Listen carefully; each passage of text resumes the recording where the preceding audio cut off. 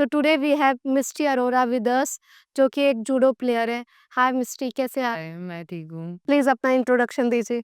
मैं मिष्टी अरोरा हूँ, मैं जूडो खेलती हूँ और मैंने जूडो 9th क्लास से स्टार्ट किया था।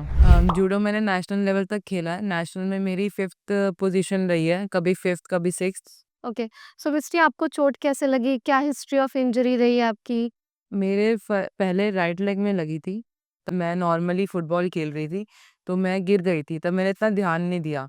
फिर उसके बाद मैंने जब जूडो 9th में स्टार्ट कर दी थी, मेरी नॉर्मल प्रैक्टिस चल रही थी, तो मेरे को थोड़े झटके आते थे, तो उसको भी मैंने नॉर्मली लिया कि ऐसे ही है। तो देन ऐसे खेलते-खेलते फाइट्स में दिक्कत आने लग गई, मेरे को बहुत ज़्यादा मतलब झटके आ रहे थे और मेरा नी मुड़ जाता था, अपने आप ही मैं गिर जाती थी मतलब चलते-चलते। तो मैंने फिर कहीं से लोकल ट्रीटमेंट लिया। क्या लिया लोकल कि ट्रीटमेंट मैं में? मतलब मैंने पहलवान से जैसे हम लाइक पट्टियाँ कराते हैं, मुझे नहीं पता था क्योंकि हड्डी तो टूटी नहीं थी, मसल की इतनी नॉलेज नहीं थी। तो मैंने वहाँ से कराई, तो मतलब उन्होंने मेरे को ऐसे कर दिया कि हाँ, झटके आने बंद हो गए। देन उसके 6 मंथ्स बाद जब 6 मंथ्स तक सब ठीक रहा, थोड़ा बहुत पेन होता था। फिर उसके बाद जब फिर से दोबारा मैंने फाइट्स कंटिन्यू करी, जर्क आने लग गया पैर में। फिर उसके बाद मैंने एमआरआई कराया, तो फिर उन्होंने कहा कि आपका एमसीएल और पीसीएल टूटा हुआ है और एसीएल भी टूटा हुआ है। ओके। तो फिर उसके बाद मेरी सर्जरी हुई, फिर उसके बाद कोरोना आ गया था, देन मेरी प्रैक्टिस छूट गई थी। फिर उसके बाद मैंने प्रैक्टिस चालू करी in the mid of 11th, जब मैं 11th क्लास में थी।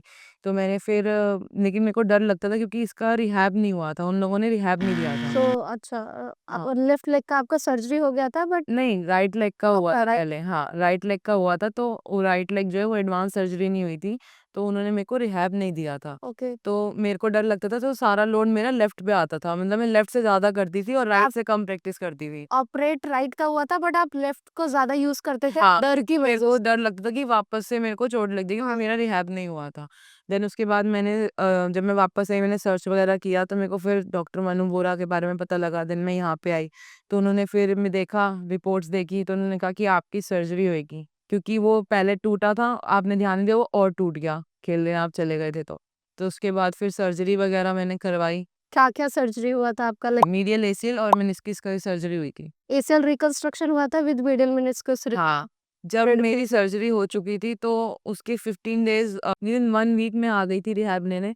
तो पहले तो बेसिकली नॉर्मल, हाँ, तो देन 15 डेज़ बाद मैं इधर, उन्होंने मेरे को कंटिन्यू रिहैब पे बुलाया, तो फिर मेरे को चलवाना मतलब धीरे-धीरे वेट देना मैंने चालू कर दिया था। पहले 10% देन 20%, जिस हिसाब से डॉक्टर मेरे को कंसल्ट करते थे।